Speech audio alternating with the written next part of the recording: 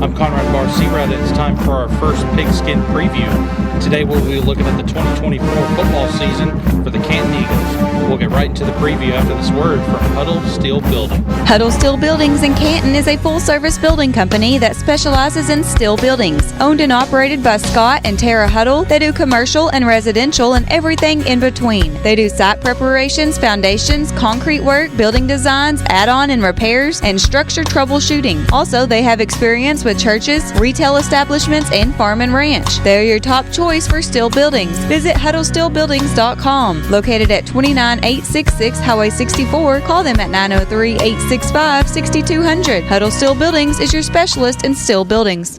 The Canton Eagles are under the direction of Heath Regal. They're in District 6-4A, Division II, Region 2. They're returning 6 starters on offense and 5 starters on defense.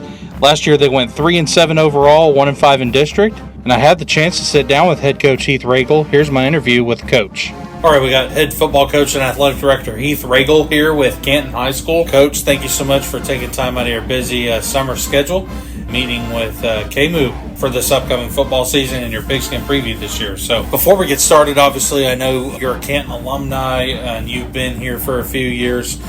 So tell everybody, in Canton that may be new here or in KMU area that may be new here, a little bit about your coaching background, maybe some stops you've had previously, who's kind of influenced your coaching, mentorship, and philosophy, things of that nature.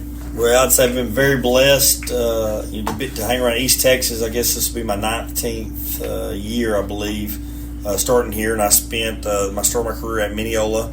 I worked for Steve Wells and Joe Drennan, that's over at Grand Saline now. Yes, sir. And so a lot of my philosophies come from Coach Drennan and things I learned from him just being early in my career. And then I went to Eustis for 7 years. I was AD over there for 5 of those years. And I worked for Brian Herman my first couple of years, and he was a Liberty Hill guy, so I learned a little bit more, I felt like, from him as well. I kind of took that into what we did at Eustis. And then when I went back to Mineola and was DC and assistant AD for Coach Blackwell over there, and we'd worked together the first time. And learned a lot from Coach Blackwell, just kind of how they had evolved over the years since Coach Drennan's time, and things that were still very similar philosophically to what they do. Then been blessed to be back over here now. This will be my 3rd year back home in Canton. So just been around a lot of good coaches over the years, even guys that I haven't worked with. You're just picking the brains. You're always stealing ideas from each other and find what works the best for your program. Every program's a little bit different, so we've been kind of picking it over here and figuring out what we think is the best for Canton kids and starting to figure it out some.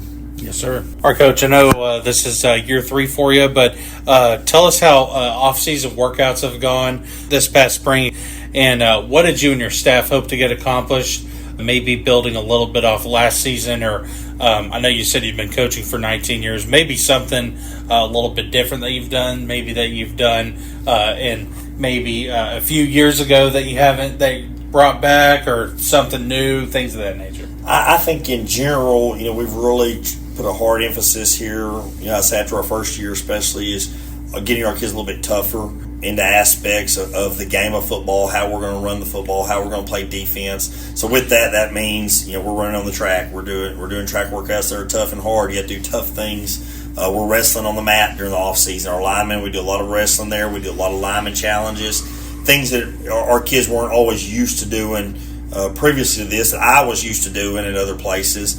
So I feel like we have grown a lot over the last 2 years just in toughness and discipline. And I think you'll see that this year. And we got a lot of young lineman guys that have really gotten strong. I feel like for their age and where they've came to over the last year, guys have bought in. We've had a great summer program, our best attendance we've had at the varsity level since I've been here for sure. So just nice to see the kids dedicated, understanding, hey, this is where I need to be at, when I'm supposed to be there, and not really worried about them being there. They're there and working hard.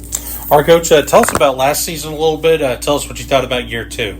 Year 2 we knew was going to be, we had what it felt like was a program group of seniors, just some hardworking kids. I thought that was exactly what you had. We won 3 games. You're like, man, they only won 3 games. We feel like, man, we had 3 other games. We lost by 1 score. And we could put our schedule versus anybody's in the state. We feel like we had a really tough schedule. Not only the district we were in, but then pre-district, you're over there, playing Winsboro. It was their best team play they've had in their career. And then you also had Caddo Mills, who was really good and beat us in a close one. Then we lost a tough one to Russ to finish the year. Down to really quarterbacks were out and played Wildcat with them. And lost a close one to them, the same way we lost our quarterback and our Wildcat quarterback versus Bullard and lost a one-score game to them. So we look back and think, man, we were 3-7, but we felt like we could have easily been 6-4, a couple of different breaks. So our kids competed well. We really thought with what we had and where we were at, and with some of the adversity we had, in some important district games, it hurt us. But kids responded well versus Brownsboro, without a QB, just losing Nate at that point in the year, and we got a big win there. And I think we finished on some really competitive games. I think that kind of leads us into the offseason, having a really good offseason and getting the buy-in from the kids that we expected. All right, so obviously every year you have seniors that graduate. You have incoming freshmen that, were 8th graders last year coming in. You have freshmen that are now sophomores. So tell us about some guys or some pieces that you're excited about coming back, or maybe some position groups or pivotal points of your offense and defense that you're excited about that you like to highlight here. I think, what is our best unit overall? I think our defensive line. We have 3 guys back with Keegan Angel, Aiden Hudson, Xavier Santiago. That will be 3-year starters there. And you add Austin Floyd in there that started last year when Xavier went down for all year. So you got a really experienced D-line with another guy, Callan O'Neill, that's just an extremely hard player at D-end. So we feel like our D-line is going to be a strong point for us. We feel like we got three old linemen returning, and Sebastian Smith, Dane Dial, and Corey Heskew, that are going to be 3-year, or 2 of them are going to be 3-year starters, and Dane will be a 2-year starter. But they're very reliable, so I feel like we just really got two old linemen that we got a lot of competition at, but we have a lot of trust in those guys there. And then we got several other guys that are 3-year starters for us. Reed Van Orsdale and Carson French right there are big for us. And then, of course, our running back group we feel really good about because we got Avery Wilson, and he's hard-nosed and no quit in him, and we think he's going to be our offensive catalyst there.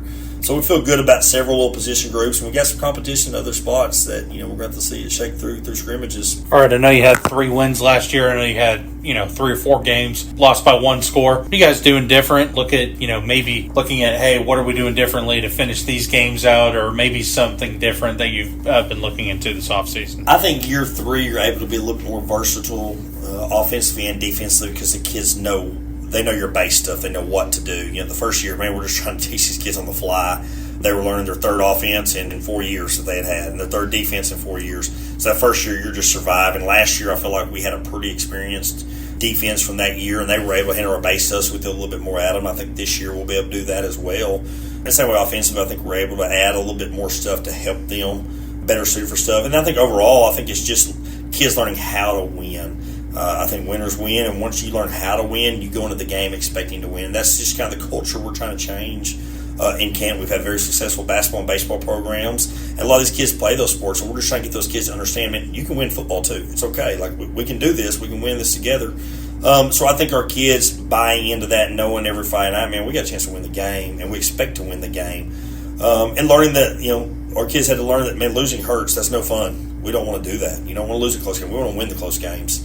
So, we've done, like I said, we've done the hard things in the offseason to teach the kids, man, there's a winner and there's a loser, and there's consequences when you lose, and there's rewards when you win. And learning those things through that hard work and teamwork. And I think you're going to see that growth. I think, especially over the next 3 or 4 years, you're really going to see where this program can go, that, man, our kids are going to learn, man, we can win, All right, Coach, I know sometimes in off seasons you do lose some coaches. So have you had any changes to your staff or any departures or any arrivals that you'd like to highlight on? I think we're really blessed here. We've had, my 2 years here, we've been able to keep, I'd say, 95% of our guys in the same exact positions. We lost one guy, and we're able to replace him with a young coach that's high energy that I think brings a lot to our D-line play. There's really replacing one guy, so our coaches are seeing familiar faces. We're able to return Coach Sullivan back down to our junior high. That was a long time junior high coordinator here, so that's going to be a good influence onto our junior high kids and a hard worker there. So I think that's going to help our development. But no, overall, we've been able to please keep our same staff and keep that stability, which matters when it comes to winning. You need stability. All right, Coach, this is a redistricting year. I know you're going into year 3, so your first 2 years here, you had the same schedule for 2 years, but this is a completely new schedule for you. So I know, and obviously you're familiar with Canton and being an alumni. So tell us about the schedule. Tell us about maybe your district, first of all, and then tell us about your non-district and maybe some opponents that Canton is not too familiar with. If you could go over your schedule and just kind of highlight some teams. Yeah, I think our districts, different. We ended up going west instead West of versus east, east, which right. was completely. My superintendent actually pointed out to me before there, hey, he thought we were going west the night before, and I was thinking, no way. But he was right, and sure enough, we went west, and so it's really completely different teams our kids are used to playing. I think they're excited and we're excited. Wills Point's always been right down the road from each other, and we haven't been in the district a long time together.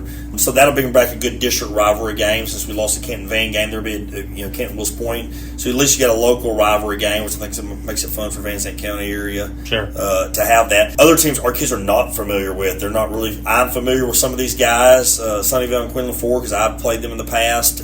Ferris is the same way. Ferris used to be back in our district back when I was in school. It's probably been a long time since there. I know Canton's played them before I got here, pre-district wise. So I know Canton's played them recently. Kemp was back in our district back in the day at Eustis, so I'm familiar with that area. Our kids aren't really familiar with them. Pre-district wise, man, our kids probably don't know where some of these places are. Nevada Community, Waxahachie Life, and Paris North Lamar. Different ones. And you got familiar foes with Maybank down the road. That's always a good rivalry game, which I think that gives us used to playing a rivalry game before you get to Wills Point District and you have a rivalry game. So you get used to those emotions are a little bit different with rivalries games. And then Russ, we played in the last 2 years. We've had 2 epic games with them. Us win the first one and then winning last year. So that'll be a big homecoming crowd there. And we just the game before district, so we'll be a packed house. And I'd expect another epic game with them at our place this year. So really a lot of unfamiliar faces, I would say, and unfamiliar teams, which makes it exciting for our kids, just to see somebody different, playing somebody different. We just get a lot of hope into the season. All right, Coach. Anything else you got for KMU, the B, and the Canton community, of course? Just first of all, to all the media guys, we just thank y'all for y'all's support and continued coverage of Canton.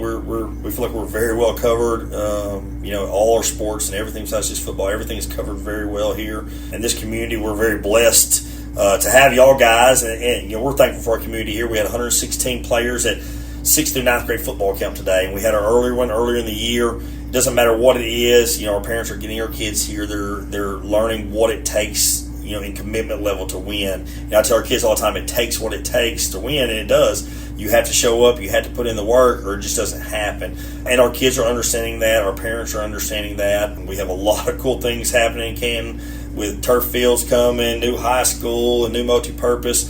So a lot of things to be excited about when you talk about Canton Eagle athletics. And long term, this is where I plan on retiring one day. It's where my kids go to school at. So I think everybody here is excited, and we're all excited too for the upcoming school season. All right. Well, Coach Regal, thank you so much. Again, this is my third interview with you, so thank you so much, and good luck on the upcoming football season, and we'll see you guys very soon. Thank you for having me on. Thanks, Coach. The Canton Eagles will begin their 2024 football season at home versus the Nevada Community Braves. I want to thank head coach Heath Regal for taking time to sit down with us for this preview. I also want to thank Huddle Steel Building for sponsoring this Canton Pigskin preview. Tomorrow we'll begin our next Pigskin preview with the 2024 football season for the Fruitvale Bobcats, brought to you by H&M Concrete Services. I'm Conrad Barr Searad, and you've been listening to the Butler 7 Media Pigskin preview for the Canton Eagles. Thanks for listening and have a great evening. Huddle Steel Buildings in Canton is a full-service building company that specializes in steel buildings. Owned and operated by Scott and Tara Huddle, they do commercial and residential and everything in between. They do site preparations, foundations, concrete work, building designs, add-on and repairs, and structure troubleshooting. Also, they have experience with churches, retail establishments, and farm and ranch. They're your top choice for steel buildings. Visit HuddleSteelBuildings.com. Located at 29866 Highway 64, call them at 903-865-6200. Huddle Steel Buildings is your specialist in steel buildings.